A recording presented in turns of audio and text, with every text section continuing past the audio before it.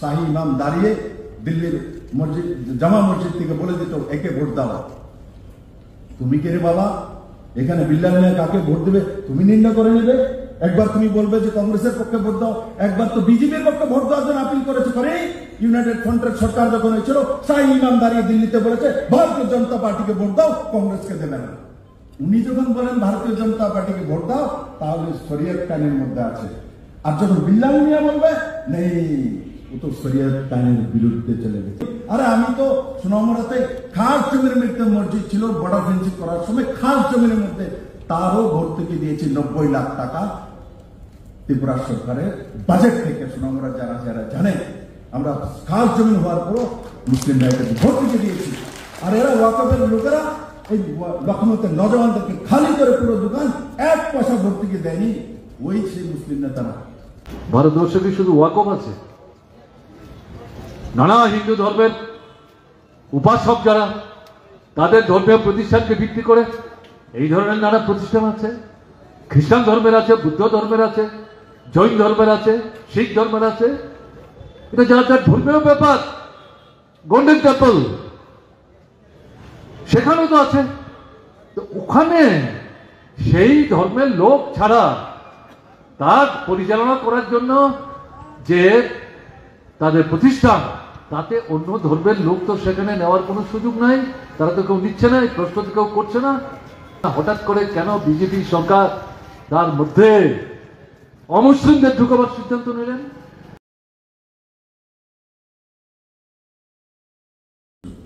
9 লক্ষ একর জমি, আর কত সম্পত্তি? লগভগ 38 লাখ সম্পত্তি।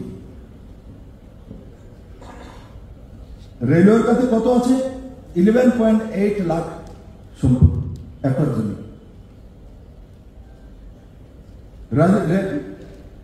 ওয়াকফের মধ্যে তার মধ্যে রাজস্ব কত আছে? টেন্টেডলি 126 থেকে 150 কোটি টাকার কাছাকাছি বাৎসরিক তার মধ্যে রাজস্ব আসে। রেলওয়ের কত আছে? রাজস্ব কত আসে এই ভূমি থেকে? 2.4 লাখ করোড়, প্রায় 2.5 লাখ কোটি টাকা আসে এই সম্পত্তি থেকে বছরে। আর রোজগার কয়েক হাজার ওয়াকফের জমির মধ্যে যা আছে। আর রেলওয়েতে রোজগার কত আছে? 12.5 লাখ, মানে প্রায় 13 লাখ লোকের রোজগার হয় এই জমি থাকার কারণে। রেলওয়ের কাছে 13 লাখ। তাহলে তার জন্য বললাম ভারতবর্ষের মধ্যে 3টা, ভারতীয় আর্মি, রেলওয়ে, ওয়াকফ, এই 3 নম্বরে ওয়াকফ রয়েছে সম্পত্তির মামলা। কিন্তু তার মধ্যে ইনকাম কি? সোচ্চার কমিটির রিপোর্ট, সেই রিপোর্টে 2006-তে বলা হয়েছে কি? সোচ্চার কমিটির রিপোর্ট ভারতীয় জনতা পার্টি সরকার থাকাকালীন আসেনি, 2006-তে ইউপিএ গভর্নমেন্ট ছিল। তো কি বলেছে?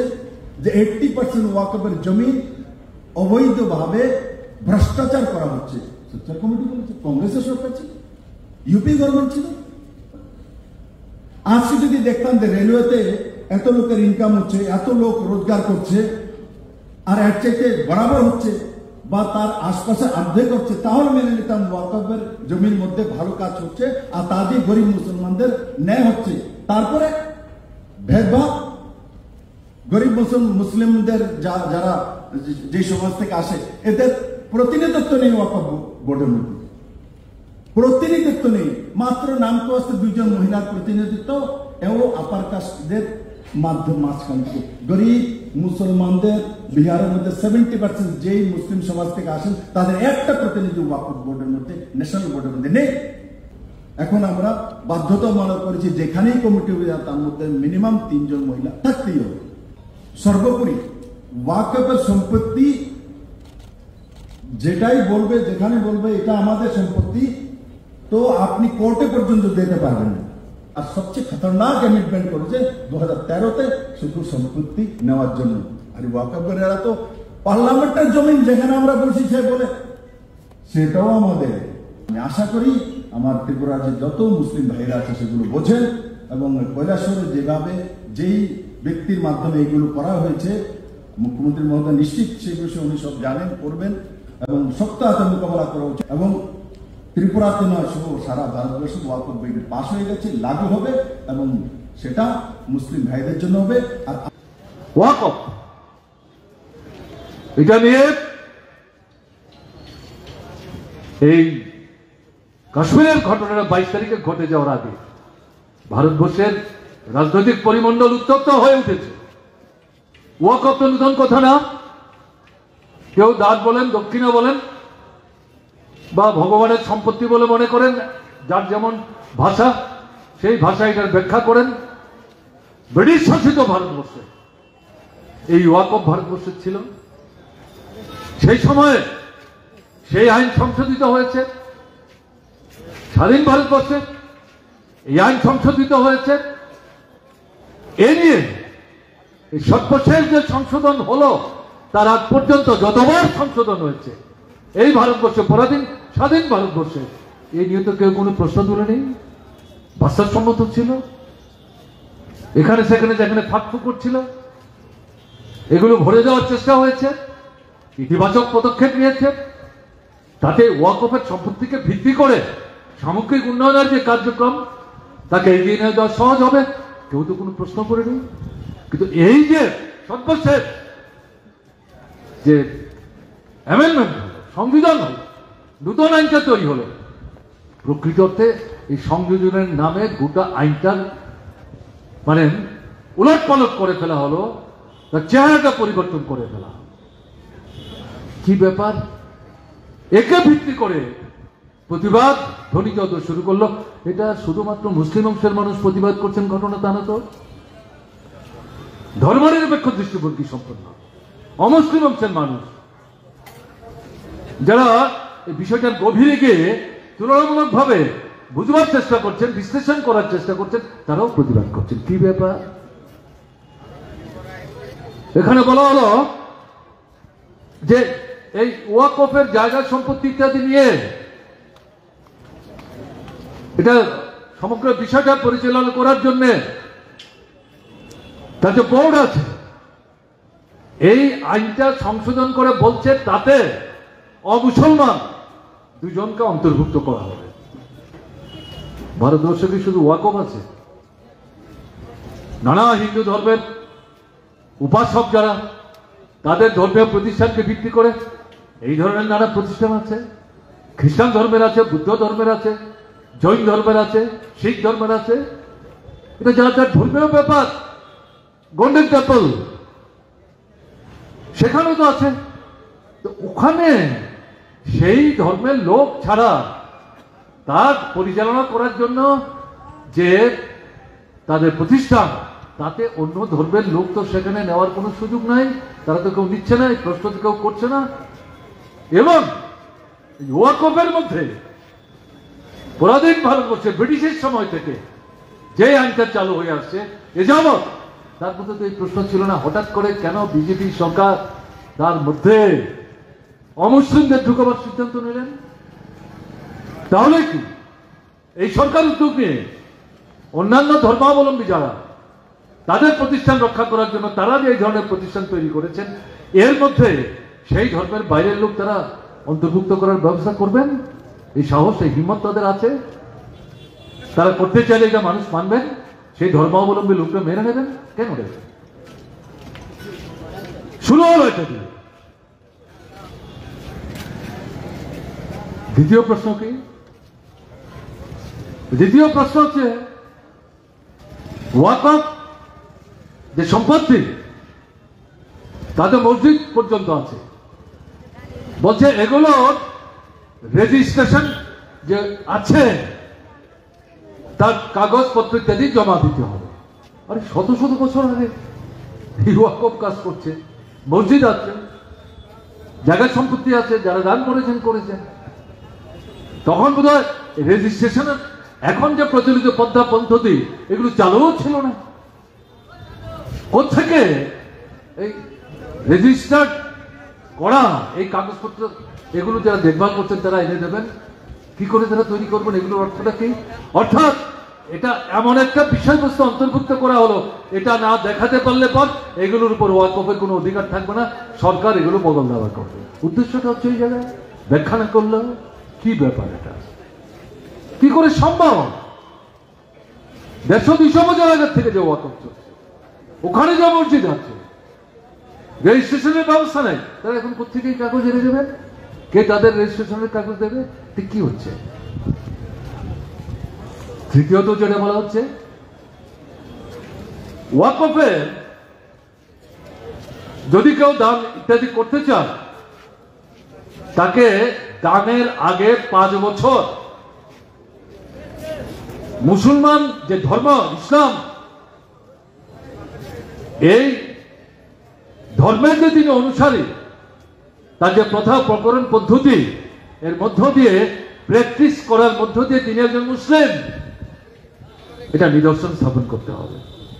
ওয়াকফে তো কোথাও এই কথা বলা হয়নি যে অমুসলিমা যদি কেউ ওয়াকফের হাতে তাদের সম্পত্তি তারা তুলে দিতে চান এবং সম্পত্তি তুলে দেওয়ার পর এটা ফিরিয়ে নেওয়ার কোনো দাবি তারা করেন না, বা এটা দিতে চাইলেও এটা ফিরিয়ে নিতে পারেন না, এটাই নিয়ম।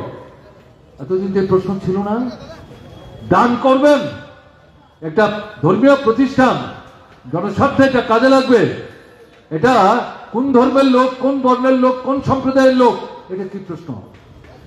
এবং এটা প্রমাণ করার জন্য একজন মুসলিম, তিনি মুসলিম, তারপরে বলছে চলবে না, তোমাকে আরো 5 বছর সেখানে প্র্যাকটিস করে প্রমাণ করতে হবে তুমি প্রকৃত অর্থে মুসলিম। তার অর্থটা কি?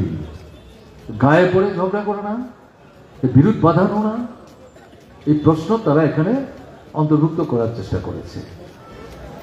এবং জায়গা সম্পত্তি নিয়ে যদি কোথাও বিরোধ হয়, ওয়াকফ টু বোর্ড, এটা স্বয়ং শাসনের অধিকার আছে, সংবিধান তাকে এই সুযোগ দিয়েছিল।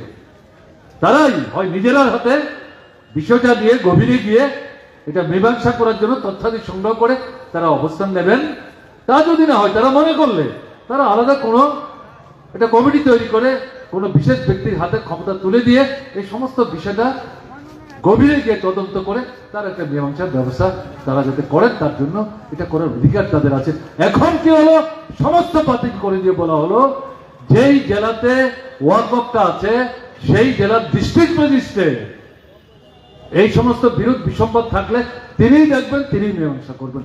ডিস্ট্রিক্ট ম্যাজিস্ট্রেট, তার ঘাড়ে কটা মাথা? বিজেপি শাসিত ভারতবর্ষে আমরা দেখছি না আমাদের ত্রিপুরায়। এর অর্থটা কি? পরোক্ষে ওয়াকফের হাত থেকে ক্ষমতাটা দিয়ে ডিস্ট্রিক্ট ম্যাজিস্ট্রেটকে সামনে রেখে সরকার খবরদারি শুধু না, তাদের বিষয় আশয় সম্পত্তি মানে কক্ষিগত করার এটা একটা পরোক্ষে এটা প্রচেষ্টা। আমি এই 3-4টা বিষয় বললাম, এটার উপর বলতে গেলে এটার উপরেই রাস্তায় দাঁড়িয়ে ঘন্টা দেড়েক বলা যাবে, আপনাদের এতক্ষণ সুন্দর ধৈর্য থাকবে না। সাধারণভাবে যে বিষয়গুলো প্রতিক্রিয়া সৃষ্টি করেছে, মামলা হচ্ছে, এর আগে কিন্তু এরকম মামলা হয়নি। সুপ্রিম কোর্টে মামলা গেছে, সুপ্রিম কোর্ট মামলাগুলো নিয়েছেন এবং তারপর সওয়াল জবাব শুরু হয়েছে। সুপ্রিম কোর্টের বিচারপতি কেন্দ্রীয় সরকারের পক্ষে যারা সংখ্যা জুড়ে এই ওয়াকফ আইনটা পাশ করালেন, কোন যুক্তি শুনতে রাজি হলেন না। তাদের পক্ষে এই ওয়াকফ আইনের পক্ষে দাঁড়িয়ে যারা কথা বলছিলেন অ্যাটর্নি জেনারেল এবং তার সঙ্গে, তাদেরকে সুপ্রিম কোর্টের বিচারপতি জিজ্ঞেস করছে এগুলো কি? আপনারা তাদের ওয়াকফ বোর্ডের মধ্যে নন মুসলিম ঢুকাবার কথা বলছেন, কি করে করছেন? ওয়াকফ বোর্ডের হাত থেকে ক্ষমতা তুলে নিয়ে ডিস্ট্রিক্ট ম্যাজিস্ট্রেটের হাতে কি করে আপনারা ক্ষমতা দিতে চাইছেন? দেখা যাচ্ছে অ্যাটর্নি জেনারেল বলছে আমাকে একটু সময় দিতে হবে, আমি সামনের বার এসে এই সম্পর্কে আমাদের সরকারের বক্তব্য ব্যাখ্যা করে বিশ্লেষণ করে বলবো। সমস্ত মামলাগুলো সুপ্রিম কোর্ট একটা জায়গায় নিয়ে এসছে, কেন্দ্রীয় সরকারের কাছে মামলার যে নোটিশ সেগুলিকে ভিত্তি করে দৃষ্টি আকর্ষণ করে একটা নির্দিষ্ট সময় দিয়ে এই সম্পর্কে কেন্দ্রীয় সরকারের বক্তব্য সুপ্রিম কোর্ট জানতে চেয়েছে। আসল কি? এই ওয়াকফ বোর্ডের উপর আক্রমণ কেন্দ্রীভূত করে মূলত তার যে জায়গার সম্পত্তি গ্রামাঞ্চলেই সবচেয়ে বেশি, সেই গ্রামে এখন ঢুকছে ভারতবর্ষের বড় বড় পুঁজিপতি, যারা বিগ বুর্জোয়াজি, বৃহৎ পুঁজিপতি। এরা শিল্পের উপর শহরে নগরেই শুধু সীমাবদ্ধ না, গ্রামে ঢুকছে, কৃষি কুক্ষিগত করার চেষ্টা করছে, এবং সেই জায়গায় জমির দিকে তাদের লোলুপ দৃষ্টি পড়েছে। তাদের হাতে জমি তুলে দেওয়ার জন্য এটা পত্রপত্রিকায় লেখা বেরোচ্ছে, সমালোচনা হচ্ছে। এই ওয়াকফের দিকে নজর গেছে, একে ভিত্তি করে সেখানে যে প্রচুর সম্পত্তি, সেই সম্পত্তি হাতে নিয়ে তাদের হাতে তুলে দেওয়ার জন্য এটার পেছনে একটা ষড়যন্ত্র কাজ করছে বলে কেউ কেউ প্রশ্ন তুলবার চেষ্টা করছে। হয়তো সম্ভব না। এরকম একটা জায়গায় গিয়ে দেখা যাচ্ছে ভারতবর্ষের বিভিন্ন জায়গায় সংখ্যালঘু, বিশেষ করে মুসলমানদের বিরুদ্ধে আক্রমণটা কেন্দ্রীভূত করছে। লক্ষ্য করুন, একদিকে ওয়াকফ, পরবর্তী সময়ে কাশ্মীরের যে ঘটনা ঘটল তার সঙ্গে ওয়াকফের কোনো সম্পর্ক আছে কিনা জানি না। ঘটনা ঘটার পর ওয়াকফকে ভিত্তি করে প্রতিবাদের যে সুর ধ্বনিত হচ্ছিল, গণতান্ত্রিক শক্তির যে সম্মেলন ঘটছিল, এতে শাসক গোষ্ঠী তারা সেখানে একটু চিন্তাগ্রস্ত হয়ে পড়েন। এরকম পরিস্থিতিতে কাশ্মীরের এই ঘটনা, একে ভিত্তি করে ওটাকে একদিকে চাপা দেওয়া, এটাকে ভিত্তি করে আমাদের দেশের একতার সংহতি তাকে দুর্বল করার জন্য এই নতুন ষড়যন্ত্র এখানে চলছে। এই দুটো বিষয় সম্পর্কেই আমাদের কিন্তু সচেতন থাকতে হবে। আমরা কেউ তো দায়িত্ব নিয়ে বলছি না। ওয়াকফের যে সম্পত্তি তা সব জায়গায় ঠিক ভাবে সুরক্ষিত হচ্ছে। ওয়াকফের যে বোর্ড, তারা সমস্ত নিয়ম কানুন ইত্যাদি মেনে সবকিছু ঠিকঠাক ভাবে রক্ষণাবেক্ষণ করছেন। যে উদ্দেশ্য নিয়ে, যে লক্ষ্য নিয়ে এই ওয়াকফ তার যে সম্পত্তি তাকে কাজে লাগানোর কথা সব জায়গায় করছে, এরকম দাবি তো আমাদের করার কোনো অধিকার নেই। আমরা তো এই দাবি করছি না। প্রশ্ন থাকতেই পারে, দুর্বলতা থাকতেই পারে, ঘাটতি থাকতেই পারে, সেগুলো চিহ্নিত করুন। যারা বোর্ডে আছেন তাদের দৃষ্টিতে নিন, তাদেরকে বলুন নির্দিষ্ট সময়ের মধ্যে এগুলো পরীক্ষা করে এগুলো সংশোধন করার চেষ্টা করুন। সেটা এক জিনিস, সেটা গঠনমূলক। সেই জায়গায় আগে উল্টো গোটা প্রতিষ্ঠানটার বিরুদ্ধে আক্রমণ, এটা তো কোনো মতেই সমর্থন করা যায় না। কাজে এই জায়গায় দাঁড়িয়ে আমাদের কিন্তু সতর্ক সচেতন থাকতে হবে। এগুলো বাদ দিয়ে আমরা গলা ফাটিয়ে শুধু ঐক্য সংগতির কথা বলবো, ঐক্য সংগতি তো শুধু স্লোগান না, বাস্তবের মাটিতে তার কার্যকরী করার জন্য কতগুলি সুনির্দিষ্ট পদক্ষেপের প্রয়োজন আছে, যার সঙ্গে দুটো বিষয় যুক্ত করে আমি কিছু কথা বলবার চেষ্টা করলাম।